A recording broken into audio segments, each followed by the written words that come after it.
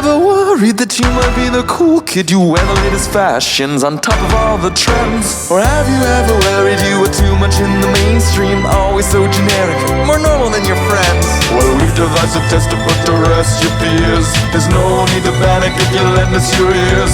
Tonight you can't sleep easy after all that you've heard. Cause if you like the show, then you're probably a nerd. Oh, Canon, it's Canon, it's all Canon. Oh, Canon, it's Canon with Tyler, Phil, and Boris. Oh, Canon, it's Canon, it's all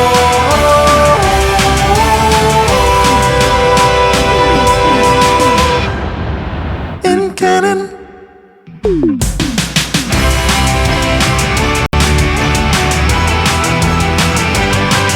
Hello, everyone, and welcome to a new episode of the It's Canon podcast, the podcast where we talk about all things geek, all things everything. We talk about all things video games. We talk about all things comic books. We talk about all things movies, Lego, everything here on the It's Canon podcast. And the best part of it all is that it is, in fact, in canon. We are your hosts. I'm Boris, and I am joined with Phil. Hey everybody, how you doing out there? Hope you are well, because yeah, I'm doing all right today. Awesome. Great to hear, man. Great to hear. We have made it. We're in November. It's the home stretch. The home stretch of this year. And what a year it's been. Yeah. Isn't it, though? Yep. And it just seems to be really a lot of tension and worry in the world in this little home stretch. And I hope all this passes well when we just get on to a more regular timeline in 2021. Yep. Thing is, unfortunately, everything that's happening in the world doesn't know that the year's ending. But hopefully, we can look forward to the future and hopefully getting back to, somewhat normalcy. All right. So today we're going to be talking mainly video games. There's been a lot of video game news, a little bit in terms of TV, mainly video games, some movie news. But before we jump in there, Phil, outside of the obvious of what you watched on Friday, what else have you been watching this week? I've been looking a lot at catching up with Brave New World, staying on that one. Yeah, I got to start that. I've been meaning to. It's a show that you've spoken highly of, so I might as well jump on that train. It's entertainment. It's that interesting spot right now that most of the series that I was watching have just come to their conclusion. Yeah. And you're left with picking that up here. It's I guess it originally aired, or I don't know what the release schedule is like in the States on Peacock, but we're getting it up here on our showcase, and it's been satisfying. It's not the greatest show in the world. It just seems to fit with 2020 for me. It just hits that spot. Yep, exactly. That's what a lot of shows have kind of been with me, that I'm watching it for the sake of watching it to pass time, not so much to, because I want to, if you know what I mean. Yeah. It's tough out there for everybody, right? It's for us, we have our obvious chase points to support the show, and sometimes we vary from that. I've been watching some Apple TV Plus stuff. I've been, rewatching the Ted Lasso stuff and the new Scorsese film with Bill Murray, and all that kind of stuff. It's been interesting. I'm trying to be a little more varied with my viewing and listening pleasures. I just finished Mud 79 of Issue Zero podcast for, obvious reasons again, but that was a pure enjoyment thing for me. Yeah. And I'm super looking forward to tomorrow when we do have our conversation with Fearless Fred Kennedy. It's going to be awesome. It's going to be fun. What else is going on in the world of Boris? I've kind of been really busy this week. Work's been keeping me busy this week for the most part. I had a virtual conference. And I think, my Wednesday night now is dedicated to watching NXT wrestling, because on Thursday mornings I will be recording, the other podcast, Talk NXT Talk, and that one. So over the next few weeks, we're going to be posting on Thursdays the episodes of NXT Talk on this channel. But if it does get picked up by the Sunday night's main event radio channel, then I'm going to have to keep it exclusive out there. But for the next few weeks, between, until I find out what the next step is, it will be up on our channel every Thursday morning. And so that's, an added show now for our awesome listeners. And for those of you who are interested in the world of pro wrestling. So more content is great. Also, starting tomorrow, Monday, and every Monday until the end of the season, we are going to be releasing a special, and every week we're going to be chatting all things Mandalorian. Yeah, it's I think I saw some stuff on the internet, and it seems like every Monday Star Wars is positioning itself to have these Mandalorian Mondays, where it's a lot of merch and talk about the show to build up and support the hype, which is, well founded and whatnot. But the decision here and by the community by large is that Mondays is when we can talk spoilers. I don't think talking spoilers means you're going to tweet out something that might ruin it for somebody or something like that. But we're definitely going to be doing a spoiler heavy review of the Friday's episode. Yep. So it gives everyone the weekend. Times. Yeah, it gives everyone the weekend to watch it. Gives us the opportunity to watch it more than once if we have to. But every Monday we're going to be having a new guest on to discuss Mandalorian. So I'm opening this up to listeners as well. If you do want to come on the show to talk Mandalorian episode X on that given week, let us know. And we'll reach out, we'll discuss, and we'll try to get you on the show. Phil, who did we have tomorrow? All right. Tomorrow we have a very exciting guest. His name is Carl Milroy. He is basically running a microbrewery in the GTA called Red Thread Brewing. And you can go to rtbrewing.ca, check out their website, check out where the products, which LCBOs they're sold at. And he's a big Star Wars nerd. I've known that about Carl since day one, since we've been friends. And it's just really nice to have that viewpoint and have that chat and to support our local businesses here in the GTA during this pandemic. And yeah, good people. And give us a listen and, order up some Red X Ale. Yeah. Have some fun. Yep. All right. So I think big news of this week was in Microsoft land, and that is that Halo has lost another top director after the project was delayed. So turbulence continues at Microsoft in regards to Halo. 343 Industries has just not been able to get this franchise right. So Chris Lee, who oversaw production, which 343 is developing the game for Microsoft, is no longer working on it. This was confirmed by him to Bloomberg News on Wednesday. This is already the second top director to leave the project in the past 2 years. Wow. That's that. Well, this is certainly going to help our Google search.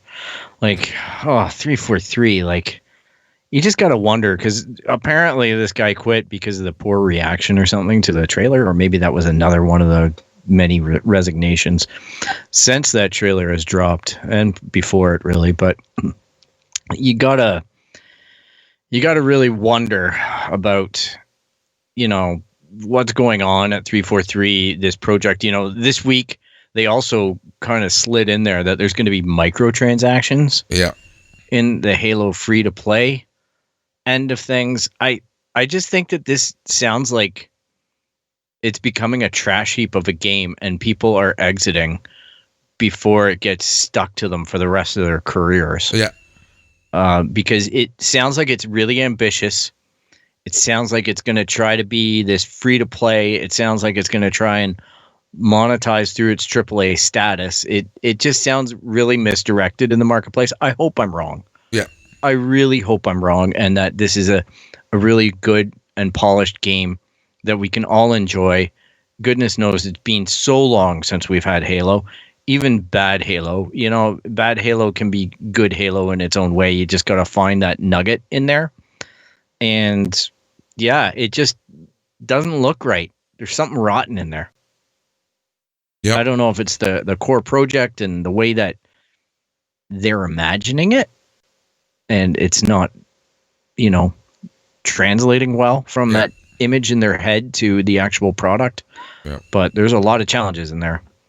So, Chris Lee, unfortunately, after the trailer back in August and the poor fan reception and subsequent announcements of delays, his role was significantly reduced.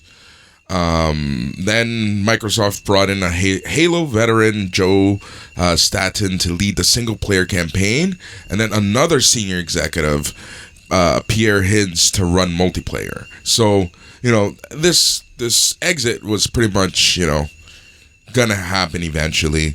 Sounds like his roles and responsibilities were minimal at best since August, and now they have two new people, one working on single player and the other working on the multiplayer.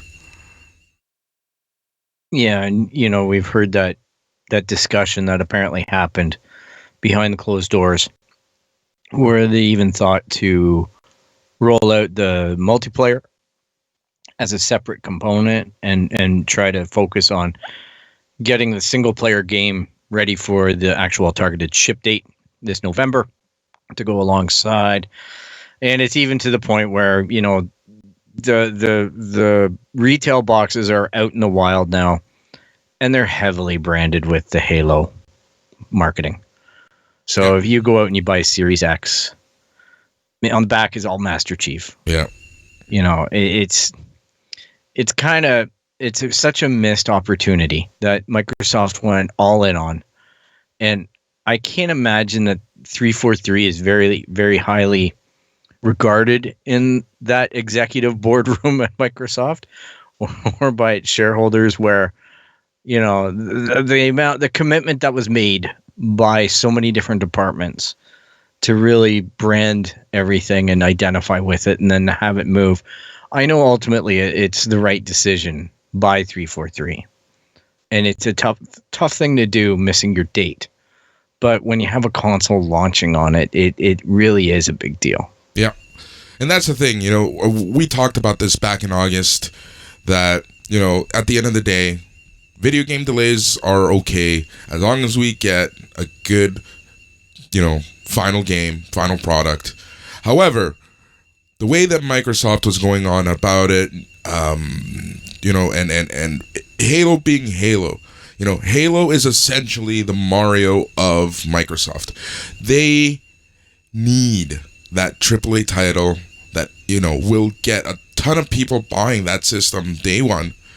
And unfortunately, their plans had to change majorly. But, because of timing and everything, they're still promoting a lot of Halo Infinite products. You're going to see Halo Infinite all over Xbox Series X stuff. So it's just unfortunate, right? Like in the grand scheme of things for Microsoft to kind of have this issue. Yeah, and we're talking across multiple vendors too, right? Like they were going to brand with energy drinks. They were going to brand with, Doritos and things like that.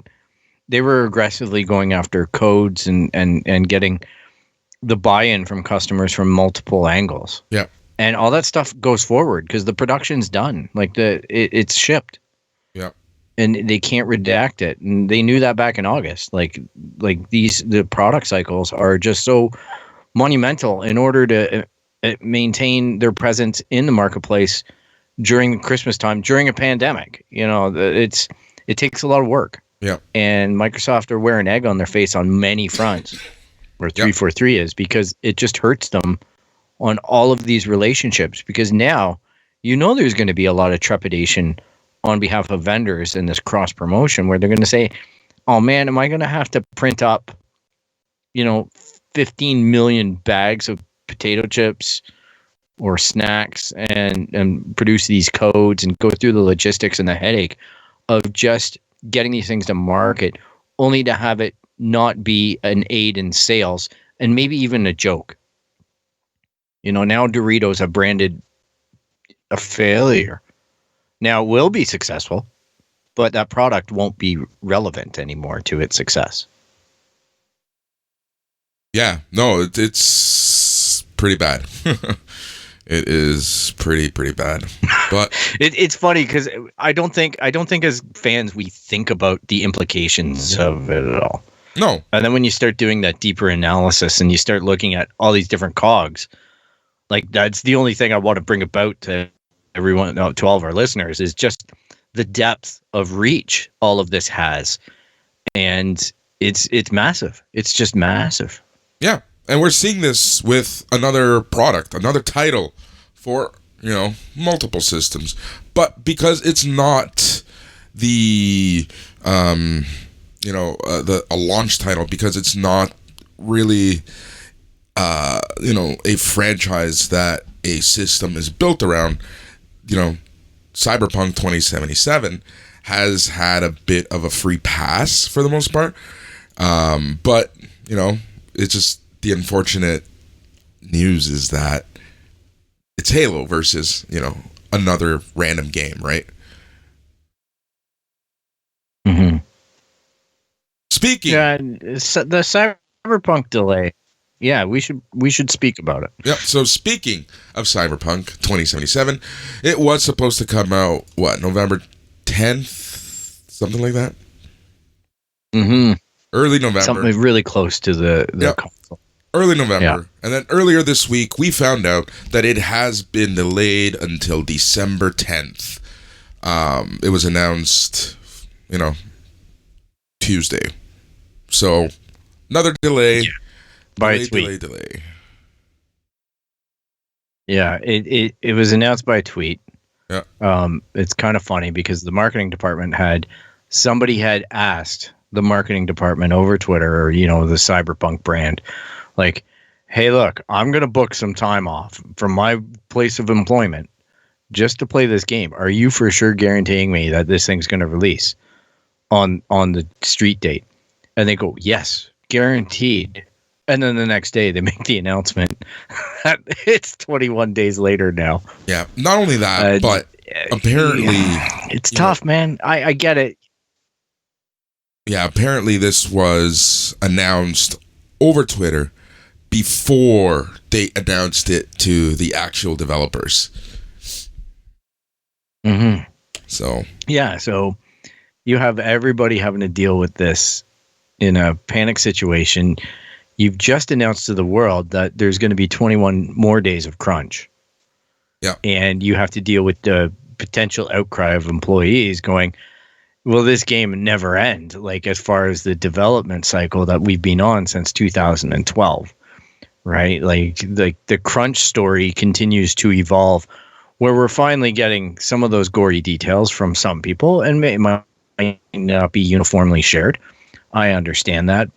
But there are some employees that are reporting that they're putting in over 100 hours a week, to make sure that all this stuff gets taken care of. And the funny thing about the announcement about the delay was that it was really left wide open to delay it again, obviously. Yeah. And they're basically citing the fact that they have to develop for 9 different platforms, you know, like the Xbox One X, the Xbox Series X, the Xbox Series S, the Xbox One S, like, you know, PS4, PS5, they just PC. But the thing that bothers me about that, when they go through and they cry foul on the fact that there's all these standardized pieces of equipment that they've known about for months because they've had developer kits through the whole progression, is the fact that, you know, PCs have a myriad of different components, and they basically have to stake a claim as to, you need this as minimum to run the game in any usable fashion. These are standardized boxes that are out there. And to me, it's just like, you know, the rumor mill is that it's not running well on the last generation of games, which should be something that they really developed hard for. Yeah. Because I can tell you, it's going to take years for the PS5 to even get anywhere close to the PS4's numbers. So that's a massive install base to be selling through. Mm-hmm. Like, you need to get that game going on that system, and well. And I can't believe for a minute that wasn't a massive priority. And now they're acting like, well, you know, it just runs like crap. Like, really? Yeah. That's like, I don't know. Like, there's lots that I'm worried about right with this. There's a lot. Yeah, it is a lot to unpack. You know, you can also say that, you know, CD Projekt Red kind of did this to themselves by wanting to develop for so many platforms. You know, they could have spaced it out more. Their PS5 versions could have come down later after the fact. You know, it's kind of it's a bit of a weak excuse in my opinion. Yeah, it doesn't hold any water. Like, it really looks like they're just trying to placate the rage. Yeah. Right. And this brings up a whole nother aspect that I've seen out there, where people at CD Projekt are reporting that they've had death threats. And speaking to, I know this is a subject that Boris and I are particularly sensitive about. I would take this platform on the nerd stage and just say, hey, look, everybody out there that's rage tweeting or making these proclamations, please just remember it's a video game. It's these people's jobs and lives to make it. They're trying to get it out for your enjoyment. They're trying to have some integrity about it. Yeah. So don't do the personal stuff. You may think it's funny, but it's a crime. Yeah. You're committing a crime by doing that stuff. So shake your head, relax, reread that tweet before you post it. Yeah. All right. Well said. Very true. People just need to be a little more chill about things. Yeah, it's a human being that's reading that. And that's the part that I think it's this idea that these corporations are just massive corporations with no soul and no people. They're just conglomerations that want to bulldoze everyone's life and continue the suffering and the absolute shit show that 2020 has been. Yeah. And it's not that way. These are real people facing real challenges, the same as you, right? They're lucky they have a job, yeah, but they have to do all the stuff with social distancing and figuring out distribution and production with those challenges and other people's safety in mind. Yeah. So cut them a break. I'm bummed about it too, but at the end of the day, it's a video game. I'll just play another video game in my spare time. And when this one comes out, I will enjoy it immensely. Yeah. But exactly, until we get there, there's not much that any of us can do. So we're all in the same crap sandwich. Yeah. And yeah, let's look out for one another instead of going after one another. Yeah. Exactly. And there were more delays. I needed to get that off my chest. No, that's very important. There have been more delays, this time on the Ubisoft front. Ubisoft has pushed two of its biggest games, Far Cry 6 and Rainbow Six Quarantine, out of the current fiscal year and into fiscal year 2021, 2022. Essentially, this means that we're not going to see these games before April. So, more delays. Yeah, that's okay. Yep. You know, Far Cry is a fun franchise. I didn't play the last one because it has this creepy tone to it that I hover over it when it's cheap, but I've never pulled the trigger on it. Those are definitely titles to me that I would pick up on a sale, on a deep sale, which, brings me to probably suggesting a story here. And that is, this week we did have Ubisoft launch a title in Watchdog Legions. And I know Tyler, unfortunately, he had other commitments and couldn't be here on the episode today. He has given it some seemingly good feedback to us. So I'll definitely leave the analysis and breakdown for him. But it's another one of these deep sales for me, like maybe Black Friday sale or something like that. I'll see a digital copy for, percentage off, because Ubisoft, if we all didn't know, are in a difficult situation because some of their titles have really missed the mark financially, and they need to hit the marks on the titles that are out there. So this is a little bit of a significant push on those titles, but they are launching with Valhalla, Assassin's Creed, the new one, and they've got this Watchdog Legions. So hopefully this gets them back in the good zone money wise. Yep. Yep. Yeah, and we got to look at all that. Like, the reason why all those factoids and boardroom decisions are important is because it impacts their perception and priority on the gaming stuff. And I think that's part of the story that we all want to understand a little bit better. When these decisions get made, we often go, why? And instead of having that rage reaction, it's like, oh, well, it's because, all hands on deck, facing the same problems that CD Projekt Red are facing with multiple systems developing for, and trying to launch a game on so many different platforms, threading a needle for Christmas, for the holiday season, and trying to get all that revenue and basically make sure that you got a roof over your head for your company, right? Yeah, it's going to be a very difficult time, I think, over the next year for companies, obviously. Regardless of, things have changed so much for companies, and because of release schedules and whatnot, we've all kind of have to reevaluate things. So we'll see what happens with a lot of these video game companies. But, if you can support them, support them. If you can support these video games, buying them from mom and pop shops, that's the ideal approach. But, we'll see. It's going to be an interesting year, I think. I think we're going to see a lot more delays as video game studios are still trying to figure out, how they're working. So, whether they have employees in the office or not. If you're a company that is not used to having a lot of telecommuters, it can be quite the change, so we'll see. I foresee a lot more delays for video games in the next year and a half or so.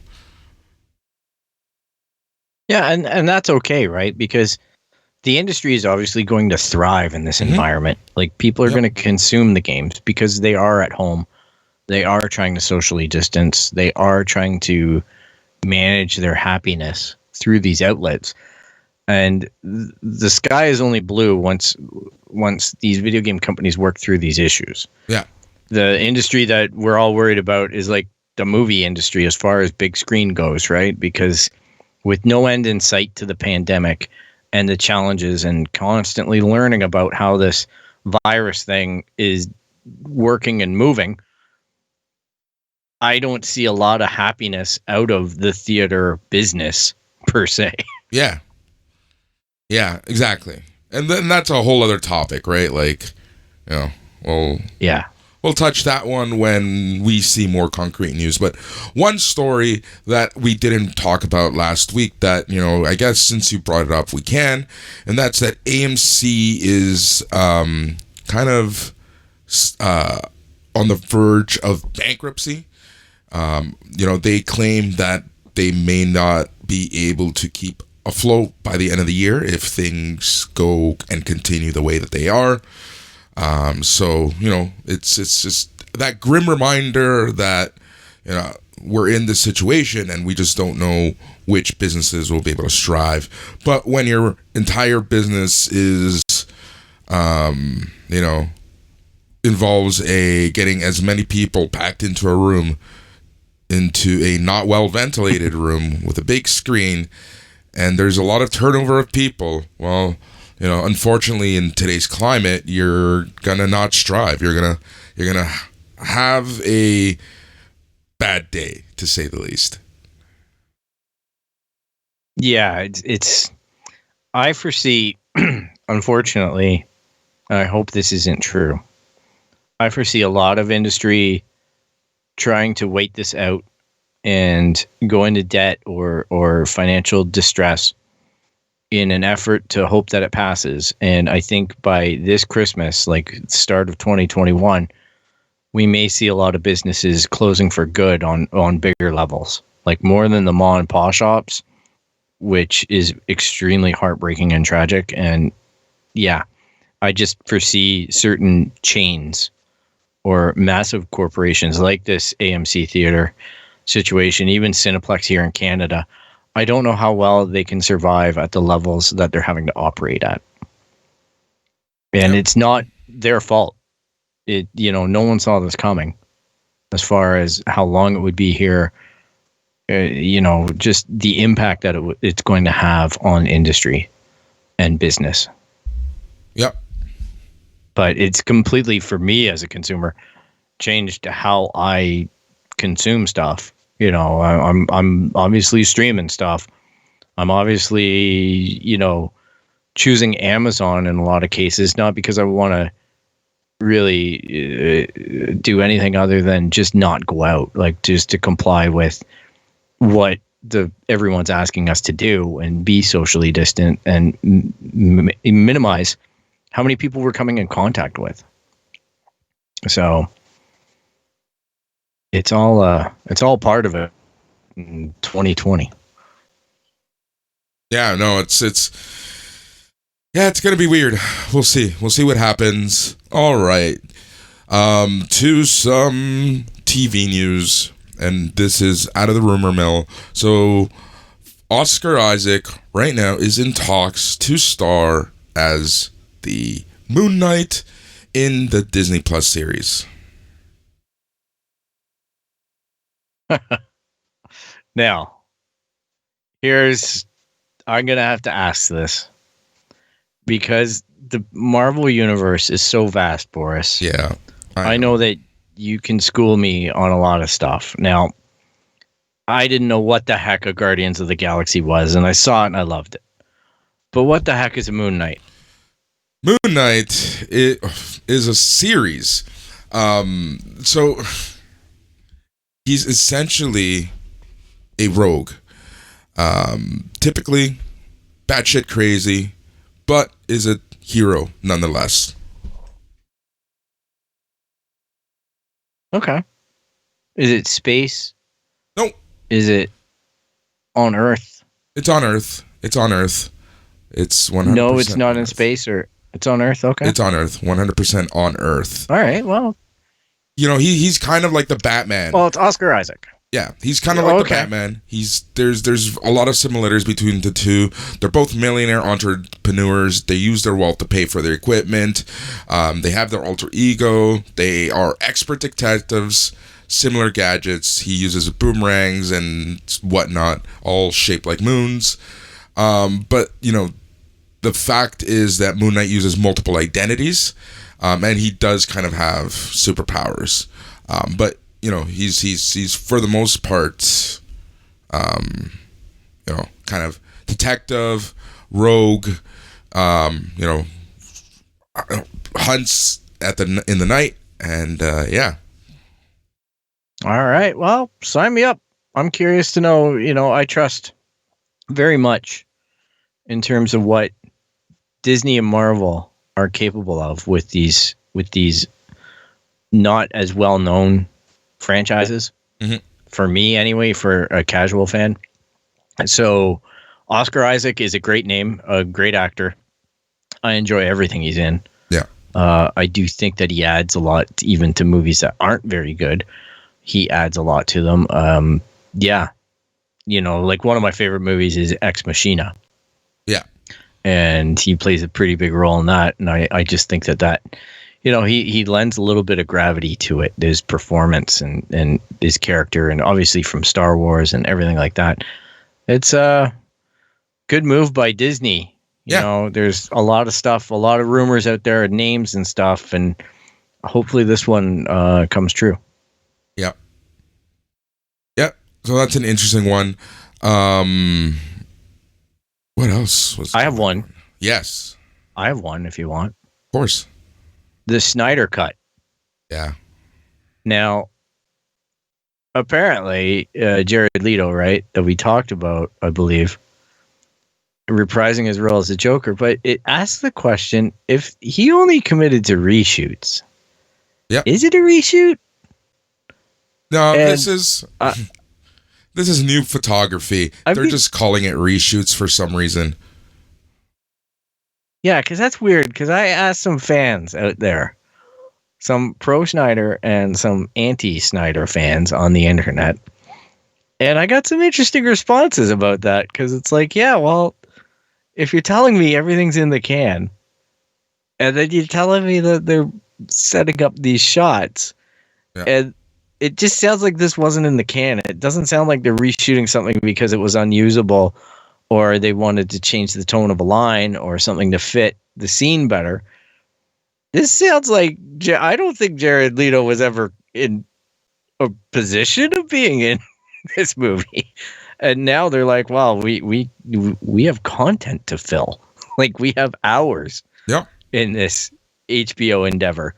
We need some jazz on this episode. Oh, Jared Leto playing the Joker. Well, that eliminates two problems for them. Gets people interested in seeing it, and it shuts Jared Leto up a little bit about his overwhelming complaint about not being considered the main Joker for DC, right? Like this branches that out and quells his ego a little bit. Yep. Yeah. But it makes you wonder about what else they're shooting. Yeah, that's the thing at this point, and I think it's partially unfortunate. I think the fact that this movie is not in canon, but knowing that Flashpoint is happening, knowing what Flashpoint is about, and for those of you who don't remember or who don't know, Flashpoint in the comic books, the Flashpoint paradox is essentially when the Flash traveled back in time to save his mom, and everything was altered in the DC universe. Long story short, this is where the New 52 was created. New continuities and new timelines for all of their characters. Back in 2011, all of this happened. So, the fact that in the Flash movie, with it being Flashpoint, with rumors of people who used to portray Batman coming back, with rumors of, multiple movies finally being greenlit, with HBO Max series being greenlit. There's a lot of rumors that, they're essentially going to redo the DC extended universe and kind of do a refresh of sorts with The Flash. So, they could. Yeah, my point is that this could easily become canon, or parts of it can easily become canon. Yeah, that's where I was going to go. I'm saying, like, they can make a statement now and say that this isn't canon, the Snyder Cut. They can see the fan reaction, and then they can play up to it, or they can disavow it and continue to disavow it. So if people love it, it's probably it can be canonized. Yeah. If people hate it, it can remain in the forever dustbin of HBO Max and go, well, there's a nice oddity for you DC fans who really wanted to see it. Exactly. So it's multiple plays here, and I think it's good in the sense that it's going to give DC the ability to play in a bigger sandbox with the properties and take more chances, which I think they really need to do instead of trying to executive boardroom manage a film and think that they've got a success and then find out that there's all these huge holes and they're disappointing the dedicated DC fans that are out there watching it. Mm-hmm. Yep. You know, it's sidestepping that rage, I guess. In a Which way. is good. They need to have that monkey off their back, right? Like they need to have the freedom to go for it and to let their creative people do it. I just don't understand how DC, I don't think we've ever talked about this. It's the fact that DC creates some amazing animated movies. You know, there's some of the best superhero movies out there. They've even been able to create a universe out of this. I just don't understand how the same people who can make some amazing animated movies can't figure out what to do with their live action ones. It just goes to show me that DC never had a proper plan. DC was just trying to copy and mimic what Marvel was doing. And really, you know, if they had stuck to their own guns and done their own things, I'm sure, 100% sure that, you know, they would have figured out their movies and we would not be in this situation where we're having to literally redo movies. Well, I would say, in particular, with the animation side, they are way more risk tolerant. And I think that's what makes it a success. And when it comes to their major movies, they're risk adverse. Yeah. And that's to their detriment, right? Because it's not satisfying the fans. Whereas the cartoons or the animation allows them to take chances. Same as comic books, right? Mm-hmm. You're allowed to try out something. And if it breaks down and fails, you know relatively quickly because you can watch the sales numbers decline. You have major key indicators on the trajectory of that story arc or idea, and then you can course correct based off of that feedback or abandon.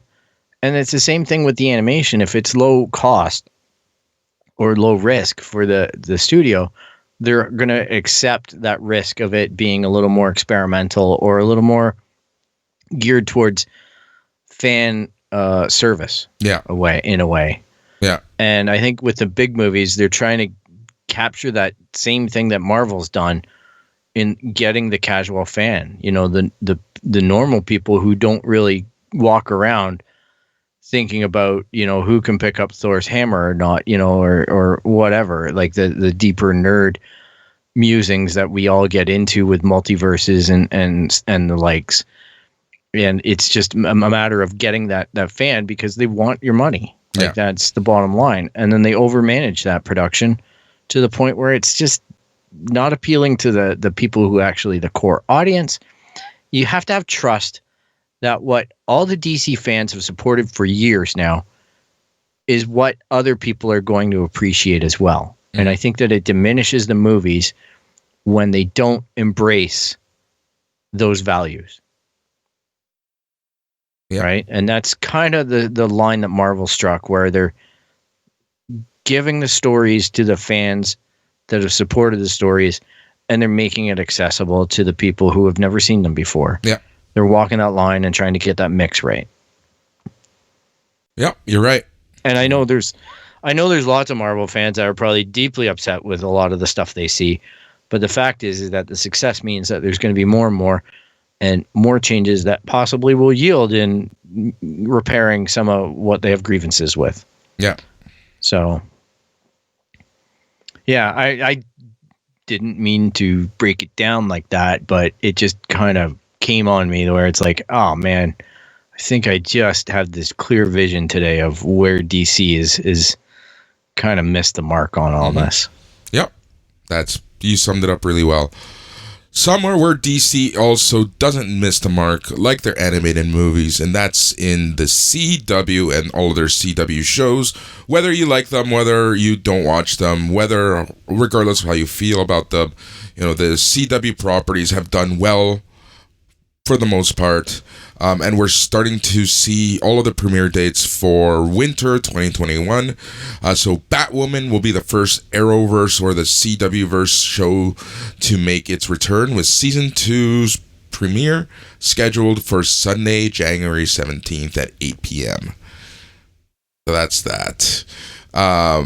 Black Lightning Season 4 will debut Monday, February 8th at 9 p.m.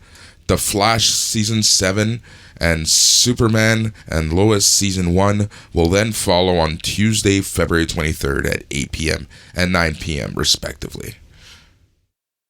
Wow. Supergirl Season 6 nor DC's Legends of Tomorrow Season 6 are included right now in this lineup, as both of these are likely being saved as mid-season replacements.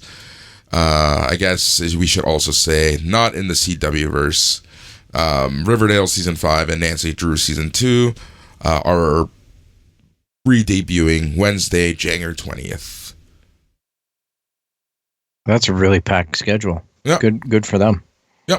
And again, it flows to me that it's the same thing. They're willing to take more of a chance in that zone because it's aimed at a different audience a little bit. Yeah. And it's still accessible by all the audiences, but they're more risk tolerant on that. They're willing to take a chance and try out different visions and different directors and different ideas from the comics to become something else. Yeah. And good, it's not necessarily the place that I go first for content, but I think that it's smart content for them. It's out there. It's better than making movies right now. Yeah, right now movies is the one domain you probably want to avoid because, a lot of movies are just in flux right now. Earlier this week, Tomb Raider 2 was reported to being indefinitely delayed. Yeah, makes sense. Yeah. Like, it was supposed to come out March. Even if they get the production. Sorry? It was supposed to come out March 2021. But because of COVID-19, they never were actually able to start production. And because of that, because of timing, we know that it just won't be able to happen for March 2021 now. But, and without a production starting on the books, there's no way that we can estimate or guess when the movie will be ready. So I see it more as just delayed because we don't know what's going to happen tomorrow, as opposed to delayed because, it's going into production hell. Having said that, now I guess it would be in production hell. I guess that now, are the actors still going to be free to film this? Are the, people and the directors and on-set people, will they have the schedule to film this? So, I think it leads to some more questions. Oh, for sure. Like, the fact that it didn't go into production really just tells us everything that we need to know. But maybe they go back to the drawing board when they actually get the ability to start rolling on it. Yeah. And if they don't have certain characters or actors available, then rewrites. It's a great property to mine from, and they're doing a lot of mining from the latest releases of the video games. And yeah, I have confidence that whatever they do, it's probably going to do well. But the first one missed the mark for me, so I'm not heavily invested in it. Same here. It wasn't anything special for me. Yeah, I thought it would be way better. I was disappointed. Yep. So, movies, we'll see what happens with them. Jumping back to video games quickly, this just struck me as kind of funny, and it's like, whatever. But we'll talk about it for a little bit. And that's Sony aims to sell 7.6 million units by March. As reported by Bloomberg, the Japanese company has surpassed analysts' expectations and even raised its profit outlook by 13% ahead of the launch of the PlayStation 5 in November. The plan includes to sell more than 7.6 million units of the PS5, which would be more than the PS4 managed in its first fiscal year. This plan was detailed by Sony's chief financial officer during their quarterly earnings briefing held last week. So, a lot of high expectations. That's a lot of units. Yeah. And I hope this means that they're going to just be readily available on the shelf soon. Yep. You know, get through this initial release wave, restock the crap out of it, get it into the hands of online retailers and the store shelves. Let us get our hands on it. It sounds promising, which is a really good position to be in, because I think we're all a little bit tired and pissed off about this rollout. Yeah. Because it was an absolute disaster. Just a total disaster. Yeah. For both companies. Yep. I don't even have a commitment yet on when I'm getting whatever, because it's going to be based on when I walk into a retailer and I see one on the store shelf. Like the local mom and pop shop is only getting 5. Yeah. 5. Yeah. And now, you know, Best Buy are advertising, Black Friday advertisements have leaked, and they're saying that they're going to have PS5s and Xbox Series S's and X's in stock for Black Friday sales. Now, Does that mean they're getting 5 each store? I don't know. Yeah, who knows what that means. It's crazy, though. Here's a fun number from Sony. So apparently Sony pre-sold as many PS5s in the first 12 hours as the PS4 did in the first 12 weeks of its pre-order availability. So this 5.7 or 7.6 million units doesn't seem too crazy. But, you know, it all comes down to your point, Phil, that it does come down to availability in stores. You know, I think because of the shit show that was this pre-order, you know, I really do think that we will see more units in store on release date and shortly thereafter, leading into Black Friday and the holiday season, whatever that looks like this year. I hope so, because it's honestly, you've turned a completely dedicated fan of myself. You've turned me off right now. Like I would really have to think about seeing that product on the shelf right now, whether or not I even want to. I know eventually I will jump in, but I question my logic and my sanity right now because of the absolute trash heap that launch was. I feel like I was abused by Sony and Microsoft to a lesser degree. Like it was really deeply insulting the way that this was mismanaged. And it's not like I know I'm in it. I know I'm going to have to get it. I think most of my friends have decided, because I have been toying on air with the idea that I'm going in on Microsoft first. Well, almost all of my friends that I thought were going Microsoft are actually starting to change to PS5 now. Mm-hmm. So it really is a contentious thing for me of availability and just access. Yeah. So they better get their stuff in order, both companies. Yeah. And I think Microsoft, as I've pointed out in the past, have an absolute disaster on their hands with this Series S. It's going to confuse the marketplace. It's going to confuse the developers. It's just set up to be a total crap show for consumers, for kids, for companies, for everybody. It's not good.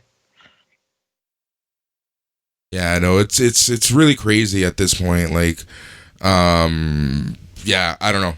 I can't think of anything else to add there. I just hope that they are made available, that people can purchase them. But I think that, you know, some very loyal Microsoft Xbox people and some very loyal Sony PlayStation people were left out in the lurch, shit out of luck. And, people who have supported these major companies over the past 7 years with their last generation, and even before that, are kind of being screwed out of getting the new system. Yeah, it wasn't a good PR move. Yep. But it's there. It's happened. We have to deal with it. I know once I see the ray tracing graphics, which I'm so sick of hearing about now. This week, so many units got out into the wild. 2 reviewers unboxing. Yeah. And the experience overwhelmingly is how great the controller is. Yeah. Especially when, unfortunately, this is one of those things, people, when Sony introduced the touchpad on their PlayStation 4 controller, a lot of developers were like, F that, not touching it, not developing for it. I just want to basically make a game, be able to port it over to the Xbox or the PS5 as directly and as literally as I can. I'm not going to leverage any of the bonus touch aspects of it or anything like that. And this new haptic feedback, though, apparently looks like it might not be a console seller, but it's definitely a perk. Where it's like you can feel the granular makeup of the sand when you're walking on it in this little PlayStation demo. You can feel the water pushing against you. Mm-hmm. Like this haptic feedback sounds amazing. And I'll never forget when I was, when I had my PS1, my PlayStation, and I put in Metal Gear Solid for the first time. And the fact that the controller rumble coincided with the blades of the helicopter was just mind-blowing. Like, my mind was blown at that point. Yeah. And the girl I was dating was a huge Nintendo fan, and she was so jealous. Like, the experience on the Sony was just so next level because of these different aspects. Yeah. And I'm looking forward to feeling that way again. I am kind of low-key excited about where that goes, and I just hope the developers develop for it and use that as a big proponent on the games, on these next-gen games. Yeah. Yep. We'll see. I think at start, it's kind of like the PS4, right? At the start, a lot of games did not really take advantage of the trackpad. But as the generation went on, with like Death Stranding and those types of games, it was very much feature to use for their games. But yeah, but those are in-house developers. Yeah. So they're always, I know there's a Sony executive going, you have to use the trackpad. All right. Like you have to incorporate gameplay with the trackpad. And they're not going to have a problem with it because they don't have to mess around with trying to port it or whatever, right? It's just PC, whatever. And eventually it just becomes, well, that's the Xbox button. Yeah. In most games. Hit the trackpad and the menu comes up. Yeah. Yeah. So it would be nice to see more developers try to leverage that kind of stuff. But heck, if you're telling me Death Stranding or the next version of Death Stranding from that studio uses the haptic feedback, if you're telling me that God of War, the new one, is going to use the haptic feedback, and Spider-Man and all this stuff, those are great titles to use that haptic feedback. So I'm gonna enjoy it in those. That's for sure. Yeah. Yeah. All right. Netflix is raising its prices again. So on Thursday, it was finally announced that the standard plan and premium plan for U.S. consumers is going to go up. I'm assuming that this will also affect Canadians. So the 2-stream HD standard plan will increase from $12.99 to $13.99, while the 4-stream 4K premium plan is raising from $15.99 a month to $17.99.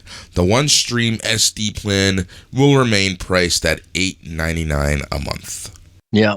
They announced that in Canada too. Yep. So it's a thing. We're going to give them more money so they can cancel more shows. I don't know. Yeah. I don't know. Bitter me here. Yeah. I don't know. No, same here. You know, I'm, all week I've kind of been angry at them for that, making snide remarks. But here's the thing, you're going to raise prices because you say, you want the number of original content they're producing is increasing, so they have to raise the prices. But then, every other week you cancel a show and remove it from your production schedule, and try justifying the price increase, right? Like, I know the overall number of projects they're making are still high, but they just can't keep an established show past 2-3 seasons. And I know that, and we're gonna have a much deeper discussion about this one day. I just want to do a little more research, but I do know that the contracts and the pay structure is one of the many reasons why Netflix tends to cancel shows. But why don't other studios pick up these shows? And that's also a contractual reason. One Day at a Time went from Netflix to Pop, and that's apparently because the contract structure was slightly different than other Netflix shows, so they were able to sell the show and shop the show to other networks. So Pop got that, CBS. So yeah, we'll see what happens there, but we will have this discussion soon about kind of Netflix and the issues with Netflix and why they cancel shows. And I want to get to the granular, specific reasons, take a look at some of those contracts that are publicly available and kind of dissect what we can and have some good analysis out of that. Yeah, but it's to the point where, as a layman consuming this in the current climate, which we're all hyper aware of, I don't want to put in on a Netflix show now because they're just going to cancel it. Yep. Like, the payoff is so crap. The only thing that seems to survive is Stranger Things. That's the only title that seems to be standing the test of time. And that one's running on a ticker because those kids are getting older. Yeah, exactly. And you're going to have to change that structure of that show or whatever. But, with Away, they just canceled it and it just came out. Why bother going back and watching it now? Exactly. Because no matter where they leave that show, it's just going to be a dead end for me. Yeah. Like, that's the issue. It's totally cannibalizing the market again. It's the company not treating the consumer with any respect. Yeah. Like, okay, I get it. You have a lot of shows. Maybe focus on not doing so many shows. Yep. Maybe focus on quality of content and longevity. Like, reward your customer for their viewing time and do things like, okay, we're going to film 2 seasons at once to manage the budget, to manage the shooting schedule, to manage the exposure to the virus, to manage all this stuff, and then pace them 3 or 4 months apart so that you're rewarding your customer for watching these shows and getting them deeper and deeper involved in a better production cycle. Yeah. See, Netflix and a better timing. Yeah, Netflix is in a bit of a pickle because, when they started as a streaming service, they had the pick of the crop. They could go to any studio, any network and say, oh, we want XYZ shows for our streaming service. And the networks, studios typically said, hell yeah. Because back then it wasn't even on their radar that they would have their own streaming services. But now with everyone getting their own dedicated streaming service, Netflix is being forced to create more and more original content. Or they're going to have to find some strategic partners and studios to release content for. But as NBC has Peacock, HBO, has HBO Max, and so forth and so on. The more people in this streaming game, Netflix kind of has to rejig their plan. So I think that's why we're seeing so many originals. But there's got to be a better way to do this. People are going to just lose faith It's what happened with cable TV, before reality TV took over for, the better part of a decade. We're just going to see people not want to give new shows a chance because, well, they're going to be canceled. So why even start watching a show? Like I made the joke. Only thing that... Sorry, go ahead. Sorry. The only thing that I'm using Netflix for is movies. Yeah. Like I'll watch a movie that they're getting from somewhere else or even that they self-produce because a movie has a beginning and an end. All right. And my minimum investment is that hour and a half or 2 hours to put my eyeballs on it and watch it and think, oh, was it good or was it bad? It doesn't really push me either way. But a show of 8 or 10 episodes at an hour each episode is an investment. Yeah. And as a customer, I don't want to invest that time into that property. Exactly. So I would advise Netflix to maybe cut down on the shows because you're just hurting your audiences. Yep. And increase your movies, whether they be original content or IPs that you're picking up to just recycle for a defined period of time. Yeah. Right? So put your Harry Potters on or whatever, and then they can sling over to whatever next service Warner Brother wants to put them on. But that to me is, they've betrayed the customer loyalty to that degree. Yeah. In my books. Now I know I'm talking as a hurt Dark Crystal person, so yeah. No, but even I made that kind of joke, non-joke joke on our Twitter when I posted that Assassin's Creed show that's being produced by Netflix. It's like, this is a perfect example is, will I invest the time in that show? Will I give that show a chance? Should I give that show a chance? Netflix, tell me why I should give that show a chance. Yeah, like the only shows that I think are worth watching on Netflix would be the shows like The Toys That Made Us. Yeah. And stuff like that. Because again, they're defined each episode. All right. We're gonna talk about G.I. Joe. We're gonna talk about Nintendo. We're gonna talk about this. And it ends and I go, okay, I don't need to worry about it. Maybe there's a follow-up episode in a different season or something, potentially. But it's defined. Right. Yeah. And I can handle shows like that. If they get canceled, I go, oh, well, it's still nostalgia porn. Yeah. It's still this, right? Like it still has a service. Yeah. But these ones, you're right, because you're getting emotionally invested. You're taking a property that has a committed fan base. You're taking that and you're exploiting that to your advantage. Mm-hmm. But then you're also exploiting the customer to the point where you're just, again, going to abandon it. Yeah. Like that Assassin's Creed movie should have been abandoned. Yeah. Yeah. That was a trash heap. Yeah. I hope they do a better job than that. If they do a better job than that, maybe I'll put my eyes on it. TV show, you have the opportunity to build a proper story, proper characters. You don't have to do everything in that 2.5 hour time frame. But it needs that commitment to see it through. Of course. All right. Yeah. You know that it's going to struggle on a few episodes as it self-realizes and corrects for the strengths and weaknesses of the writing and the actors and the direction and all that stuff. The early shows are always, if you go back to any show that's run for, let's say, 4 or 5 seasons and you watch the first season, it's painful sometimes. Yeah. It's extremely painful because the characters and the actors and all that stuff hasn't really gelled yet. And Netflix isn't even giving them a chance to gel in a lot of cases. Yeah. Like, it's just disappointing. And then when they are at their maximum gel point, look at Glow, look at Ozarks, all that stuff. Like, they're hitting their stride in every capacity. And then the axe comes.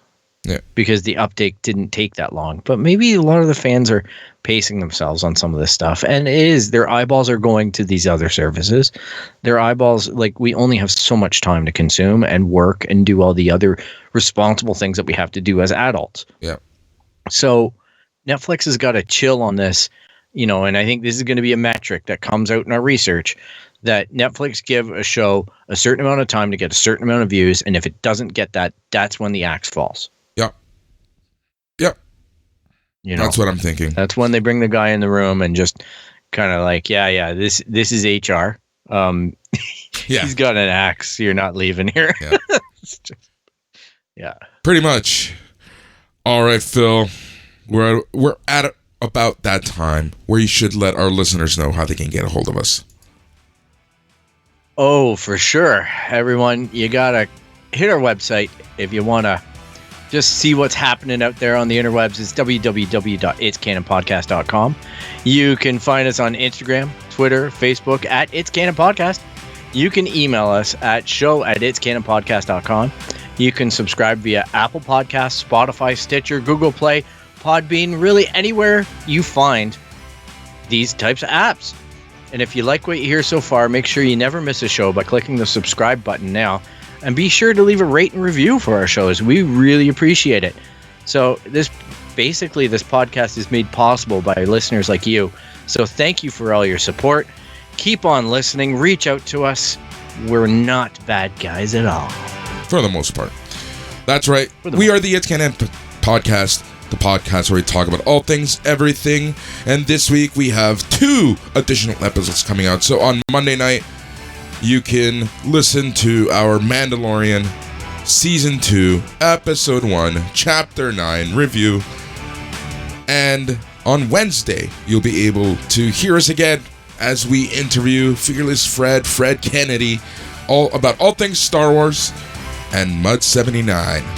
Then on Thursday, for all you wrestling fans, you'll be able to listen to NXT Talk NXT. It's the wrestling show where we talk about all things NXT, and that show is going to be on our channel on Thursday. But like I said, listen to it while you can, because it may move to another channel soon. He's Phil. I'm Boris. Thank you. Goodbye.